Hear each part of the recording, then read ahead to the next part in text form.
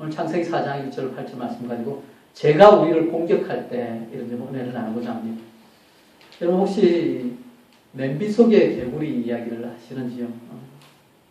개구리를 이렇게 적당한 물에 넣고 조금씩 물을 데우게 되면 냄비와 함께 열이 이렇게 계속 오르는데도 불구하고 개구리가 튀어나올 생각하지 못하고 나중에 이제 삼켜져 죽게 된다는 이야기입니다. 우리를 불행 가운데 몰아넣는 제도 조금씩 이와 같이 우리를 공격해 올 수 있습니다. 너무나 자연스럽게 우리에게 다가오기 때문에 이게 죄인지도 모르고 결국 죄 때문에 망하게 될 수 있다는 것이죠. 우리의 삶 가운데 죄가 공격할 때 우리가 어떻게 해야 할지 오늘 창세기 4장을 통해서 은혜를 나누고자 합니다. 오늘 최초의 가정 가운데 축복된 자녀의 탄생이 있습니다. 그래서 4장의 시작은요, 너무나 인류에서 참 복된 시간들입니다. 아이가 태어난다. 이것은요, 새로운 생명의 시작이고 또 새로운 변화의 시작이 되는 것이죠. 아담이 하와와 동침하여서 아이들을 낳게 됩니다. 축복으로 태어난 이들이 자라서 형 가인은 농부가 되고 동생 아벨은 목동이 됩니다. 서로 하는 일이 달랐습니다. 이것은 서로 좋아하는 것도 달랐다는 것이죠. 똑같은 부모에게서 태어난 형제 자매도 성격이 다를 수 있고 서로 좋아하는 것, 또 잘하는 게 다를 수 있습니다. 형제 자매도 서로 다를 수 있다는 것은 우리가 사람과의 관계 속에서 겸손함의 지혜를 갖게 합니다. 자기가 잘하는 것을 기준으로 남을 섣불리 판단하지 않도록 늘 주의해야 합니다. 사람이 서로 다르기 때문에 어릴 때부터 좋아하는 것, 또 익숙하게 행하는 것이 서로 달라서 자신에게는 너무나 당연한 것이 남에게는 생소한 것이 될 수도 있습니다. 따라서 서로 다른 사람이 만날 때 서로 다른 것을 인정하면서 자기와 다른 것을 틀렸다, 잘못되었다 것이 아니라 그대로 나와 다르구나, 저럴 수도 있구나 하면서 인정해주면서 인간관계를 부드럽게 만들어갈 수 있는 것입니다. 자주한 이 서로 좋아하는 것, 하는 일이 달랐던 형과 아우가 나란히 하나님께 제사를 드립니다. 가인은 농사하는 자이기 때문에 자기가 수고한 땅의 소산으로 제물을 삼아 하나님께 드렸습니다. 아벨은 양치는 자이기 때문에 양의 첫 새끼와 그 기름으로 하나님께 제사를 드렸습니다. 그런데 문제가 생깁니다. 하나님께서 아벨의 제사는 받으셨는데 가인의 제사는 받지 않으셨습니다. 이게 문제가 되는 거죠. 그렇다면 우리가 질문을 던지죠. 왜 하나님께서 아벨의 제사는 받으시고 가인의 제사는 받지 않으셨을까요? 신학자도 이것 때문에 많이 고민을 했습니다. 그래서 이것은 피 흘림이 없는 제사이기 때문에 아니냐 그러면서 그 얘기를 하고 있는데요. 그런데 가인과 아벨이 드린 제사는 특별히 죄를 처리하거나 속죄를 위해 드리는 것으로 나타나 있지 않습니다. 속죄 제물은 피가 필요하죠. 그런데 여기 사용된 단어는 매우 일반적으로 선물이라고 부릅니다. 따라서 이 제사는 하나님께서 베푸신 은혜에 대해서 감사를 표현하기 위한 것입니다. 그것으로 우리가 볼 수 있습니다. 그러므로 가인이 자신이 열심히 기른 소산에서 그 곡식 가운데 제물을 가져온 것은 전혀 이상한 것이 아니라 합당한 것입니다. 감사의 제물을 드릴 때 반드시 피를 바쳐야 하는 것은 아니기 때문이죠. 또한 창세기에서는요, 여러분 아직 제물을 어떻게 드리라 이런 게 나오지 않습니다. 그래서 하나님께서 제물을 이 감사의 표시로 이렇게 인정하긴 하였지만 그것을 요구했다는 것이 나오지 않는 것이죠. 그 얘기는 이것을 하나님의 명령으로 이렇게 제물을 드렸다 했다면 그대로 아마 드렸을 것입니다. 그런데 그렇지 않고 감사하는 마음을 담아서 이것을 드렸기 때문에 이것은 자연스럽게 하나님께서 선물로 받을 수 있는 것입니다. 그런데 문제는 뭐냐? 선물을 드리는데 마지못해 드릴 때는 드리기는 했지만 그것이 감사를 표현한 게 아니라는 것이죠. 따라서 오늘 가인의 경우에는 진실된 마음이 빠졌을 가능성이 더 크다는 것을 우리는 생각해 볼 수 있습니다. 본문의 내용을 해설하고 있는 히브리서 11장 4절에서는 이렇게 얘기합니다. 아벨은 믿음으로 제사를 드렸다. 그렇게 얘기합니다. 그 얘기는 다른 말로 하면요. 예배자의 마음의 중심과 그 동기에 따라서 어떤 제사는 받아들여지기도 하고 어떤 제사는 그렇지 않다고 우리가 할 수 있는 것입니다. 오늘 본문 4절, 5절을 자세히 살펴보시면 이렇게 나와 있습니다. 여호와께서 아벨과 그의 제물은 받으셨으나 가인과 그의 제물은 받지 아니하십니다. 쉽게 얘기하면 제물만 받고 안 받았다 이 얘기 아니라 아벨 그 사람하고 그의 제물, 가인과 그의 제물이라 하면서 제사를 드리는 사람과 그의 제물을 하나로 취급해서 연합된 것으로 표현하고 있는 것입니다. 따라서 우리가 아벨의 삶하고 그가 드리는 그 제물은 받을 만한 것이었지만 아마 가인의 삶과 그의 제물은 하나님 보시기에 받지 못하실 만한 그런 이유가 있었던 것으로 우리는 생각해 볼 수 있는 것이죠. 그런데 더 나아가서 보면요. 하나님께서 지금 가인과 그의 제물을 받지 않으시자 또 다른 문제가 생깁니다. 가인이 거기서 분하여 안색이 바뀝니다. 이런 거절당하면 여러분 얼굴이 다 바뀔 거예요. 안색이 다 바뀔 것입니다. 이게 뭐 당연한 표현인데요. 여기서 이것은 가인이 낙심했다는 말입니다. 우리 한글 성경에서는 분하여 안색이 변했다고 되어 있는 표현이요. 그래서 이 표현에서 분노가 더 초점을 맞추고 있지만 원어의 뜻을 보면 얼굴을 떨어뜨리다, 고개를 숙이다 이런 의미입니다. 그러니까 가인이 기껏 준비해서 제물을 바쳤는데 하나님께서 기뻐 받으시지 않으니까 낙심하여서 고개가 꺼진 겁니다. 그냥 풀이 죽은 것이죠. 왜 이렇게 되었을까요? 7절에 하나님께서 가인을 향해 이렇게 얘기합니다. 내가 선을 행하면 어찌 낯을 들지 못하겠느냐. 그렇게 말씀합니다. 종종 우리가 다른 사람들 앞에 낯을 들지 못하는 경우는 뭔가 다른 사람 모르는 일이 있더라도 문제가 있을 때 고개를 제대로 들지 못합니다. 특히 아이들이 부모 눈을 피할 때 보면 그때는 종종 말은 안 하지만 잘못한 게 있으니까 슬슬 눈치를 보는 것입니다. 그게 실제 자연스럽게 우리 인간에게 있는 그런 양심이라는 것을 통해서 우리가 반응하는 것이죠. 그런데 하나님의 말씀에서 이제 유추해 보면 가인은 선을 행하지 않았다고 우리는 볼 수 있습니다. 가인에 대한 이런 평가가 평소의 모습에 대한 평가인지 지금 예배를 드리는 이 모습에 대해서만 평가를 내리는 건지 구체적으로 우리는 알 수는 없습니다. 왜 나와 있지 않기 때문이죠. 하지만 어떤 경우를 할지라도 하나님 앞에서 제대로 선을 행하지 않았다는 것은 분명한 사실이죠.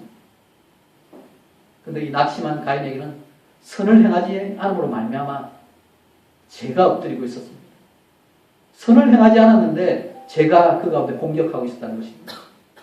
죄의 소욕이 그와 함께 있었고 그것을 다스리지 못하면 더 큰 일을 저지를 수 있던 그 가능성이 있었던 것입니다. 여기서 이 표현을 보면요. 또한 웅크린다 이런 표현을 하고 죄가 엎드리고 있다. 웅크린다는 표현이 사용되는데요. 여기서 보면 짐승이 먹이를 잡으려고 웅크리고 있는 모습 보이죠. 그래서 여차하면 잡아먹는 모습처럼 죄가 지금 가인에게 다가올 때 그 상황이 위기 상황인 것을 보여주고 있는 것입니다. 그래서 하나님께서 지금 경고를 내린 겁니다. 그런데 결국 가인은 하나님의 그 경고에도 불구하고 그의 죄를 다스리지 못하고 맙니다. 아마 그 마음에 이런 생각이 있었겠죠. 하나님께서 내 재물을 안 받으시고 동생 재물만 받으시네. 하나님 사람을 차별하시네. 하나님께서 이 아벨하고 그 재물을 받으시는데 내 재물을 안 받으시니까 하나님은 더 이상 섬길 필요가 없어요. 특히 동생은 없애버려야 되겠어. 아마 이런 마음이 생길지 모릅니다. 그런데 아마 다른 마음 한편에는 양심의 소리가 들렸을 것입니다. 그래도 동생인데 쟤가 무슨 죄가 있어? 쟤는 양의 첫 새끼하고 기름을 정성껏 준비했는데 나는 바쁘다는 핑계로 혹시 대충 챙겨와서 드린 게 문제야. 내가 잘못했네. 아마 이런 마음도 가인의 마음 한 파트에 있었을지 모릅니다. 우리들도 이게 선한 마음과 악한 마음의 싸움에서 종종 갈등하지 않습니까? 그런데 가인은 악한 마음의 소리를 듣고 죄의 공격에 당하고 맙니다. 웅크리고 있던 죄에게 잡아먹혀서 동생 아벨을 향해서 악을 행하게 됩니다. 그래서 일어나서는 안 되는 인류 최초의 비극이 펼쳐지게 됩니다. 8절 한번 보실까요?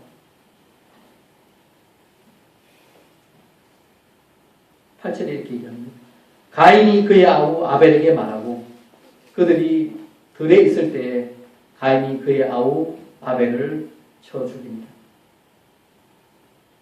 가인은 동생 아벨을 아무도 없는 들로 불러냅니다. 그래서 율법에서 나중에 보시면요, 범죄가 들에서 발생할 때는 이것은 문제가 심각한 것입니다. 이 얘기는 누군가 도와줄 사람이 없다는 것입니다. 도움을 받을 수 없다 얘기는요, 또 공격하는 입장에서는 이런 도움을 받을 수 없는 곳에서 범죄를 저지르겠다고 계획한 것입니다. 계획범죄라는 것입니다.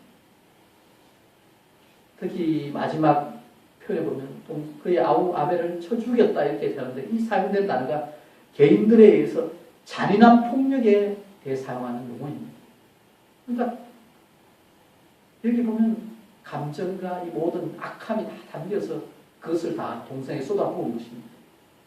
왜 이런 일이 생겼을까요? 우리가 가인의 죄를 좀 정리해 보십시오. 첫 번째, 그는 삶 가운데든지 예배를 드린 가운데 선을 행하지 않았습니다. 악을 행하기 전에 선을 행하지 않았다는 것. 그 단계였습니다. 그런데 선을 행하지 않으니까 그 가운데 어떤 유혹이냐. 죄가 웅크리고 이 가인의 마음을 흔듭니다. 그리고 공격하려고 합니다. 결국 그 단계로 넘어가게 되죠. 제가 공격해오니까 그래서 다스리지 못하고 가인은 죄 가운데 넘어가고 맙니다. 그 마음에 악한 감정이 계속해서 뚜껑이 눌러져 있는 상태를 벗어나서 뚜껑을 밀어붙이고 털치는 밖으로 나오게 된 것이죠. 결국은 형제를 죽이게 됩니다. 동생을 사랑해야 할 형이 동생을 죽이게 됩니다. 지금 새로운 생명이 탄생했던 아름다운 가정에서 그렇게 시작된 창세기 4장이 좀 비극적인 살인으로 이 장면이 얼룩지고 맙니다. 사람은 누구나 실수를 할 수 있습니다. 그런데 그 실수가 드러날 때 돌이키지 않고 실수를 무시하고 실수를 가리기 위해 한 걸음 더 나아갈 때 더 큰 문제가 생기게 됩니다. 선을 행치 아니했던 가인이 선을 행치 아니냐 할 때 돌이켜서 선을 행하면 문제는 다 해결될 것입니다. 그런데 하나님부터 문제를 지적받은 뒤에 돌이키고 회개하지 못하고 계속해서 그 다음 단계 나아갑니다. 가인의 마음에 동생의 제사는 받아주시고 자기 제사는 안 받아주시는 하나님에 대한 분노가 계속 쌓여갔던 것입니다. 그러니까 하나님의 말씀은 귀에도 들려오지 않고 자신의 분노의 풀 대상만 찾아서 그 분노를 쏟아버렸던 것입니다. 결국 이것은 죄가 장성하여 사망을 낳게 되는 것입니다. 자신의 분노에 사로잡혀서 하나님께 제사를 잘 드린 동생을 죽이게 되어버린 것입니다. 사랑하는 여러분, 우리 마음에는 치유되어야 할 상처들이 있을 수 있습니다. 근데 이 상한 감정이요, 처음에는 작은 것인데 그대로 둘 때 문제가 생깁니다. 우리의 마음을 이렇게 더러워진 물통이라고 비유해보면요, 이 더러운 것으로 가득 찬 물통이라도 오래 놔두면 찌꺼기가 따라앉습니다. 그래서 그냥 물통처럼 위에 보면은 그걸 겉으로 볼 때 괜찮아 보이기도 합니다. 우리의 마음도 그런 상태가 있다는 것이죠. 가인처럼 뭔가 서운한 것을 간직하고 상처가 잔뜩 있어도 그대로 두면서 시간이 조금 흐르면요, 남들 앞에서는 겉으로 그럴듯하게 괜찮게 꾸밀 수 있습니다.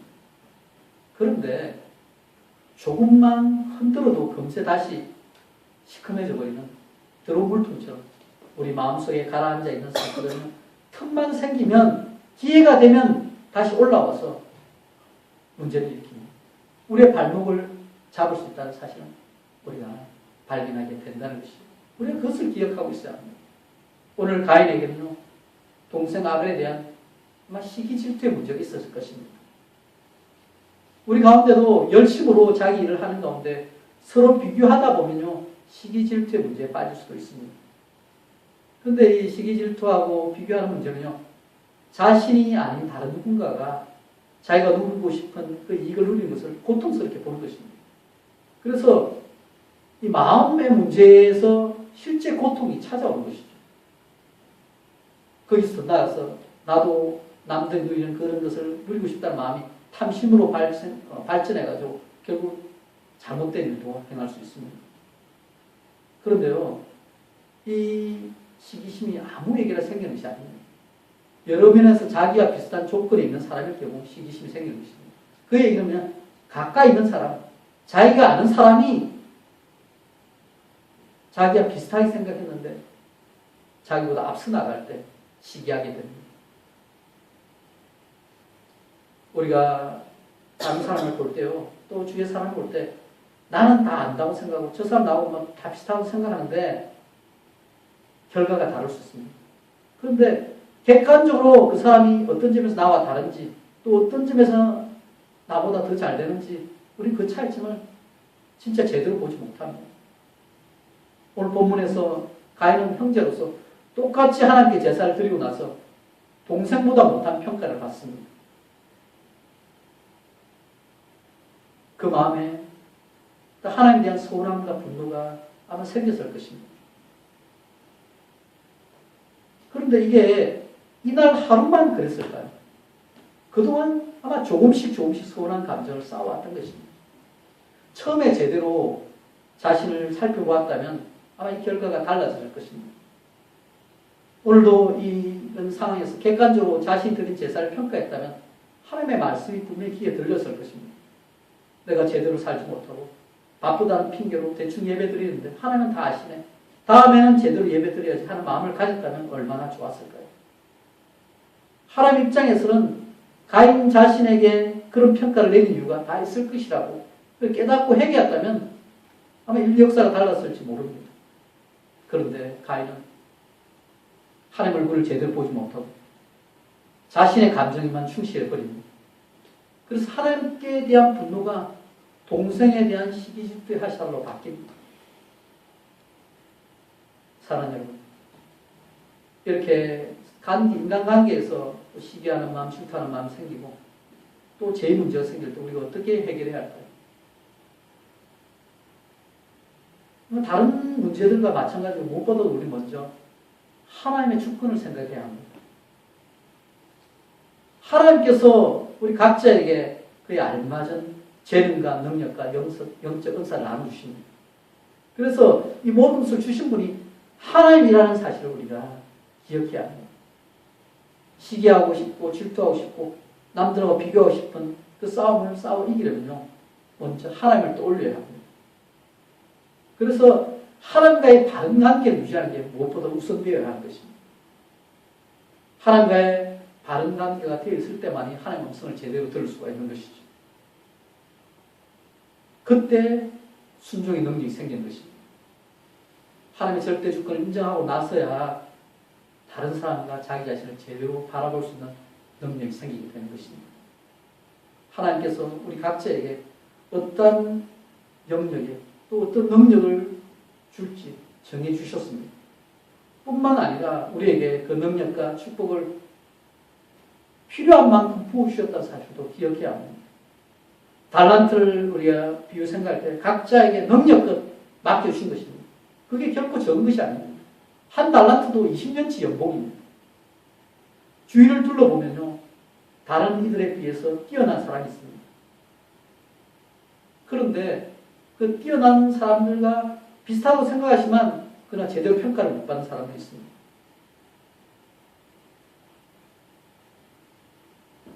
또 각자 재능과 그 능력이요, 조금 다릅니다. 강조점이 다르다는 것이죠.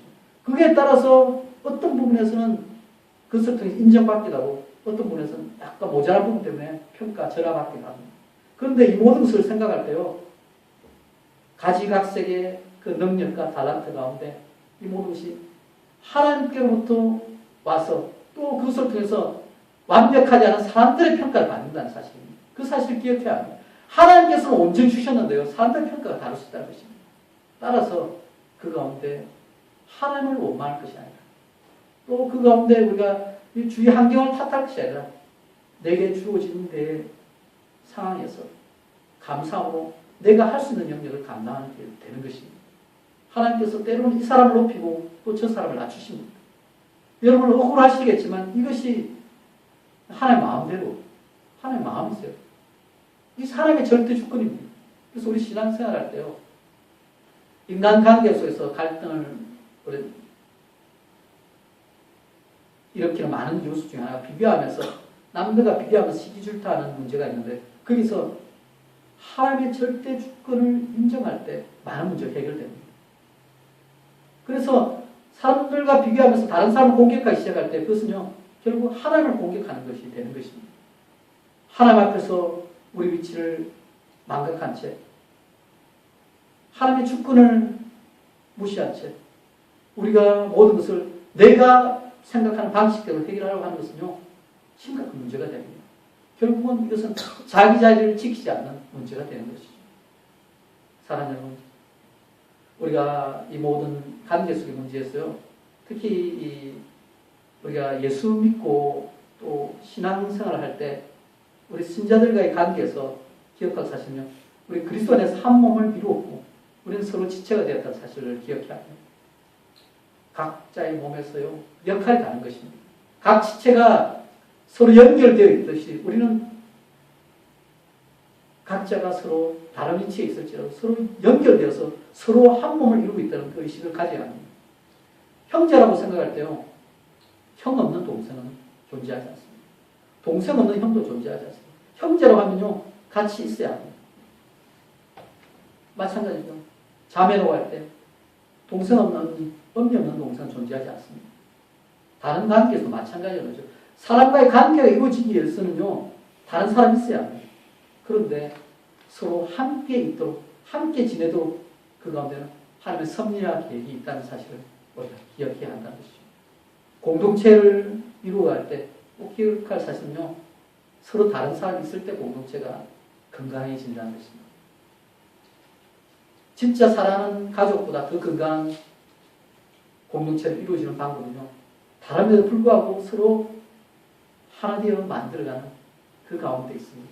가족은 다름에도 불구하고요 어쩔 벗어날 수 없으니까 별로 노력 안 합니다. 그러면 싸우고 그럽니다. 그런데 신앙의 공동체나 진짜 새롭게 형성되는 공동체 가운데는요 가족과 같이 그렇게 끈끈한 어떻게 보면 피눈물보다 진하다는 그런 게 없기 때문에 결국 거기에 누군가의 헌신과 노력이 필요한 것이죠. 사랑하는 여러분, 우리의 삶 가운데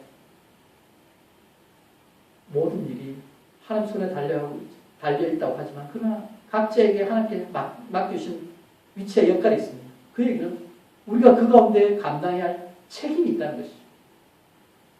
다른 사람과 비교하지 마십시오. 인생의 무대에서는 우리 모두가 다 주인공입니다. 하나님께서 우리 각자의 위치와 역할에 충실하기를 바라십니다. 솔직히 인간의 눈으로 보기에 남들보다 좀 더 인정받는 그 역할이 있긴 하지만 하나님의 계획에서는 모든 역할이 다 중요하다는 것입니다. 우리는 자기가 보고 싶은 것만 보는 경향이 있습니다. 그래서 이런 것을 선택적 지각이라는 그 용어를 쓰는데요. 무슨 얘기냐면요. 보고 싶은 것만 보면서 계속해서 그거에 따라서 그것을 크게 본다는 것입니다. 부모님이 똑같이 떡을 나눠줘도 남의 떡이 커 보인다. 이 속담이 있듯이요. 동생께 더 커 보인다. 그런데 커서 바꿔보면요. 또 보면 원래 것이 더 커 보이는 거예요.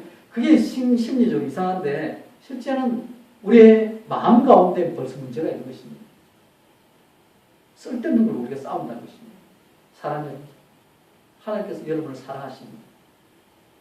하나님께서 그 크신 사랑으로 각자에게 가장 알맞는 역할과 능력을 부어주십니다. 남들하고 비교하면서 시기 질투의 늪에 빠져서 허우거리지 마십시오. 또 남들하고 비교하여 나는 잘났다고 하면서 우쭐대지도 마십시오. 하나님께서 다 주신 것입니다. 하나님께서 여러분에게 달란트들을 맡기신 것입니다.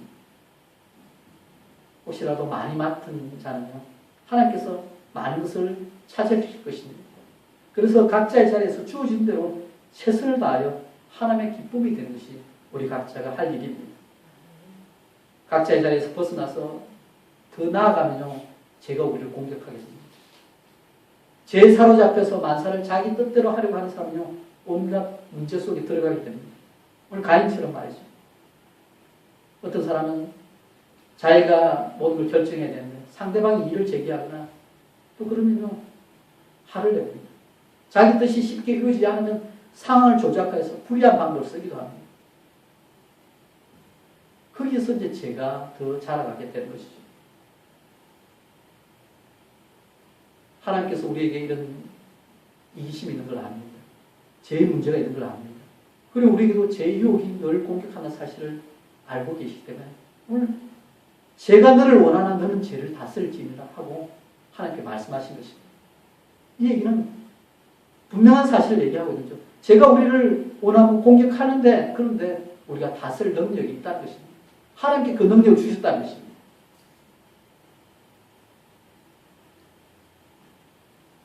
오늘 가인은 죄를 다스리는데 실패했습니다. 그런데 가인의 모습이요, 인간이기 때문에 우리의 모습일 수 있다는 것입니다. 우리도 실패할 수 있습니다. 그러나 하나님께서는 말씀으로 승리의 길을 분명히 우리에게 열어두고 계십니다. 죄를 다스리려 할 때 다스릴 수 있는 능력도 함께 주셨다는 사실입니다. 우리는 믿음으로 바른 길을 선택할 수 있습니다. 종교개혁을 주도한 마틴 루터가 이런 비유를 든 적이 있습니다. 새가 머리 위로 이게 날아다니는 것은 우리가 어찌 할 수 없다. 막을 수 없다. 새가 머리 위로 날아다닐 수 있죠. 그런데 그 새가 내 머리에 앉아서 둥지를 트는 것을 막을 수 있다. 이렇게 얘기했습니다. 그래서 죄의 문제하고 연결했습니다. 죄의 문제가 가인의 머리 위에 내려앉아 둥지를 틀지 못하도록 막을 책임이 있었습니다. 그럼 잘못된 마음이 떠오를 수도 있죠. 근데 그것을 거부하고 아니라 선한 마음을 가인은 따라 살아야 했습니다. 그런데 하나님은 원치 않는 선택을 하고 말았습니다. 하나님은 우리에게도 죄가 둥지를 틀지 못하게 막는 다른 선택을 하기 원하십니다. 결국 가인의 범죄로 인해서 최초의 가정 가운데 비극이 일어나고 아벨이 죽게 되죠. 그게 끝입니까? 끝이 아닙니다. 결국 하나님께서는 죽은 아벨 대신 셋을 허락하여서 하나님의 구원 역사를 이루어 가십니다.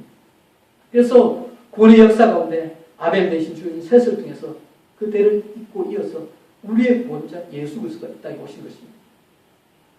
자, 그럼 우리 예수님께서 오셔서 죄의 문제에 대해서 어떻게 행하셨는지 살펴보셨습니다. 예수님은요, 선을 행하셨습니다. 선을 행하지 않는 곳에 죄가 찾아오는데 예수님 죄가 없으신 분이었습니다. 그래서 선을 행하시고 죄를 다스리셨습니다. 그리고 형제를 사랑하셨습니다. 그런데 형제를 사랑하셨는데 죽기까지 사랑하셨습니다. 자신을 내어주기까지 사랑하셨습니다. 죄와 싸워 이기신 것이죠. 피 흘리기까지 기도하면서 그는 하나님의 뜻을 이루셨습니다. 사랑으로 제가 우리를 공격할 때 우리 힘으로 싸우기 힘들 때가 있습니다. 우리 힘으로 도저히 다스리기 어려운 때가 있는 것이죠. 그때요, 성령의 능력을 의지하시기 바랍니다. 하나님께 기도하며 하나님 뜻을 구하십시오. 나의 원대로 마시고 아버지의 원대로 하옵소서, 그렇게 기도하셨던 예수님의 기도를 자신의 기도로 만드시기 바랍니다. 제가 은혜를 받았던 CC라는 선교단체의 중요한 책자가 있는데 그게 사형이라는 전도서 책자예요. 그런데 그것만 우리가 알고 있는데요, 훈련을 받다 보면 그 다음 단계 성령 소책자는 있습니다. 성령 충만에 대해서 이렇게 소개해주고 있는데 그 성령 소책자의 첫 구절에 이런 글귀가 있습니다. 그리스도인이 성령 충만의 실제를 알고 순간순간 끊임없이 성령의 지배를 받으며 살아간다면 그의 하루하루는 가슴 설레는 몸이 될 수 있습니다. 여러분, 제가 우리를 조금씩 공격할 때 우리는 순간순간 끊임없이 성령을 의지하면서 성령 충만한 가운데 머무르기를 선택해야 합니다. 갈라디아서 5장 16절 말씀에 이렇게 얘기합니다. 내가 이르노니 너희는 성령을 좇아 행하라. 그리하면 육체의 욕심을 이루지 아니하리라. 그 근면처럼 성령을 좇아 행하십시오. 제가 우리를 공격할 때 우리는 반대로 성령을 따라서 성령의 지배를 받으며 성령께서 기뻐하신 일을 행하는 것이 답이 될 줄 믿습니다. 저희 방향과는 정반대로 적극적으로 선을 행하는 것이 최선의 방어요, 최선의 공격이 될 것입니다. 말씀을 정리합니다. 사랑하는 여러분, 가인은 선을 행치 아니하고 죄를 다스리지 못해 결국은 죄에 사로잡혀서 형제를 죽였습니다.